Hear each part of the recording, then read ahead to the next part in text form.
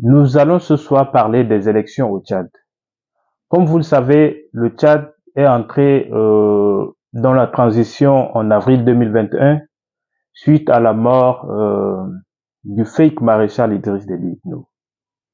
Sauf que jusqu'à là, les citoyens n'ont aucune idée des dates précises pour ce qui est des élections au Tchad.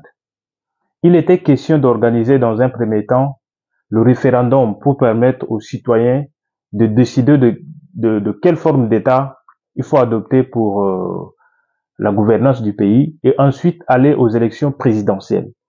Mais jusqu'aujourd'hui, aucun calendrier clair n'est communiqué aux citoyens. C'est-à-dire, nous avançons dans l'improvisation. C'est comme si nous sommes en train de parler de la gestion d'une famille, alors que c'est un pays.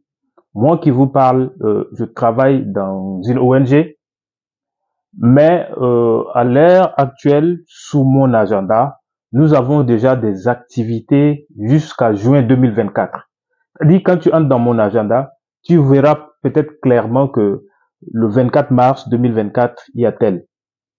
Le 30 avril 2024, il y a tel. Tout est clair dans notre agenda. Mais le Tchad qui est un État, qui est dans une phase de transition, qui devait être clair en matière de planification pour que tout le monde soit au moins informé de vers où nous allons. Rien n'est publié. Donc les citoyens, à l'heure actuelle, n'ont aucune idée précise de quelle date il y aura le référendum, quelle date il y aura les présidentielles. C'est opaque, c'est un silence, c'est total. Mais ils avancent. Par contre, le Mali, le mauvais élève, sur qui on tape nuit et jour, a un agenda clair. Nous savons qu'au Mali, en février 2024, si rien de grave n'entrave à leur planification, ils auront des élections présidentielles. Mais le Tchad, qui n'est même pas dérangé par le terrorisme, parce que nous savons qu'au Mali, il y a un défi énorme. Il faut reconquérir les territoires sous le contrôle des terroristes pour que les gens puissent au moins s'enrôler pour voter.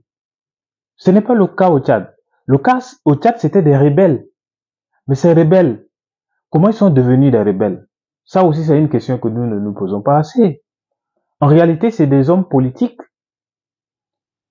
mais qui ont été souvent frustrés par le système. Des hommes qui ont eu des accords avec ce système, mais ce système ne respecte jamais ses engagements. Donc, à un moment, ils ont décidé de faire la politique par la violence. Mais ceux-là, ils ne s'en prennent jamais aux citoyens. C'est-à-dire, après la mort de Déby, le Tchad est ce pays à qui on devait taper fort sur la table et dire, d'ici 6 mois, il faut des élections. C'est faisable au Tchad. Parce qu'il n'y a pas un défi de territoire à conquérir. Il n'y a rien. Il n'y a rien. Il suffit juste de faire revenir ceux qui étaient en brousse et puis voilà, aller aux élections. On a fait un semblant de quelque chose à Doha, blablabla, on a appelé des cousins à qui on a partagé de l'argent et puis voilà. Après, on est revenu en Djamena. On s'est assis dans une salle autour de quelque chose appelé dialogue inclusif, qui en réalité est un dialogue exclusif parce que ceux-mêmes qui ont été à l'origine de la mort de Déby étaient exclus. Ils n'ont pas fait partie.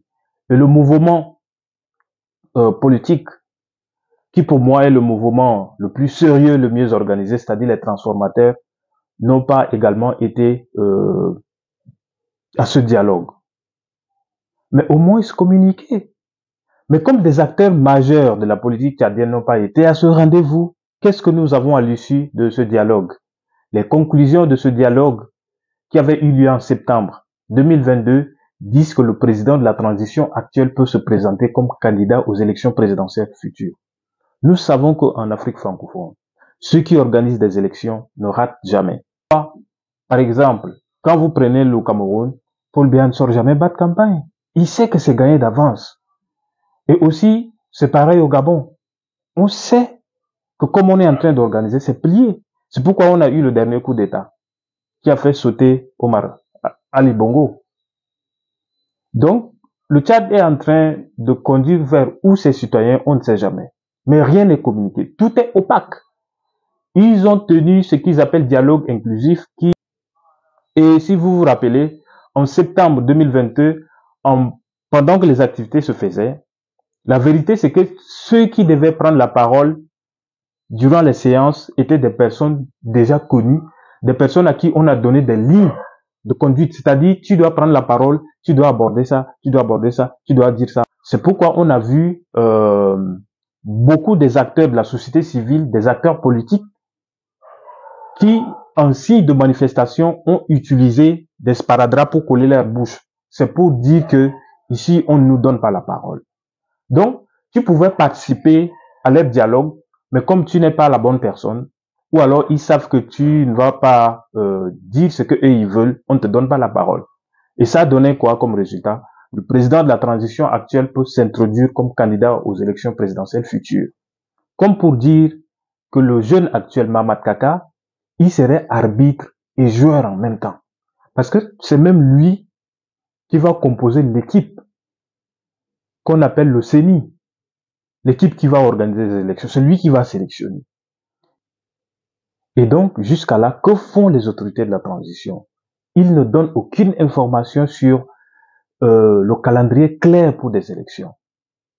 Nous sommes en train de faire dans ce qu'on appelle de l'improvisation. Donc, si le calendrier est disponible et que moi je ne suis pas informé, bah publier parce que je me suis renseigné auprès de beaucoup de personnes et ces personnes m'ont également fait comprendre qu'ils n'ont aucune information de ce côté-là. C'est la gestion d'un pays. Qu'est-ce qui se passe? C'est pas comme ça qu'on gouverne.